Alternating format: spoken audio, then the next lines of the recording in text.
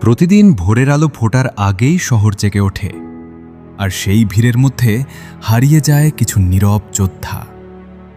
তারা কোনো সাধারণ পথিক নয়, তারা ফার্মাসিউটিক্যালস কোম্পানির মেডিকেল রিপ্রেজেন্টেটিভ, এমপিও। তাদের হাতে থাকে শুধু একটি ব্যাগ নয়, থাকে দায়িত্ব, তথ্য আর মানুষের জীবনের সাথে জড়িয়ে থাকা এক অদৃশ্য সেতুবন্ধন। হাসপাতালের করিডোরে দাঁড়িয়ে থাকে তারা ঘণ্টার পর ঘণ্টা, একজন চিকিৎসকের সাথে কয়েক মিনিট কথা বলার অপেক্ষায়। এটাই তাদের প্রতিদিনের বাস্তবতা। কিন্তু এই বাস্তবতার আড়ালে আছে আরও গভীর গল্প। এই মানুষগুলোর অনেকেই ব্যাচেলর ডিগ্রিধারী, অনেকেই মাস্টার শেষ করেছে, কেউ কেউ উচ্চশিক্ষার আলোয় নিজেকে গড়ে তুলেছে ধাপে ধাপে।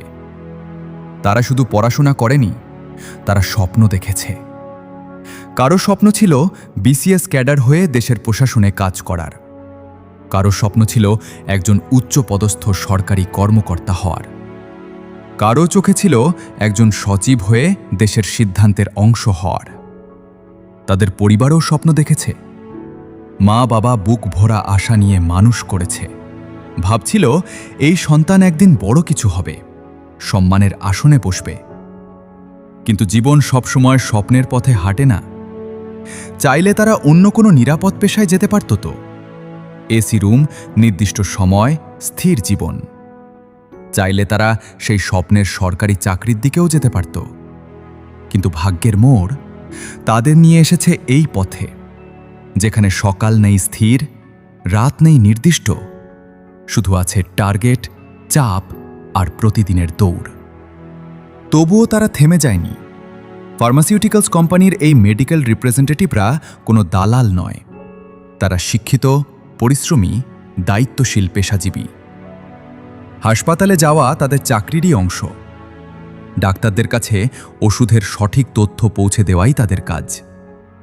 তবুও কখনো কখনো এই মানুষগুলোকেই ভুলভাবে দালাল বলে অপমান করা হয়। কেউ কেউ প্রকাশ্যে লাঞ্ছিত হয়, সম্মান হারায় মানুষের চোখের সামনে। কিন্তু যারা সত্যিকারের অনিয়মের সাথে জড়িত, তারা থেকে যায় অদৃশ্য।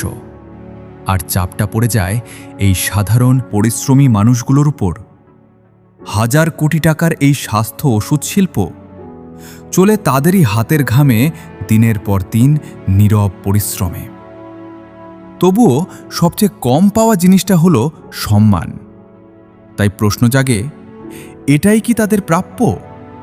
যাদের স্বপ্ন ছিল অনেক বড়, যাদের সম্ভাবনা ছিল আরও উঁচুতে ওঠার, তারা কি শুধু একটি ভুল বোঝাবুঝির ভার বহন করতেই জন্মেছিল? সিস্টেম ঠিক করুন, মানুষকে নয়।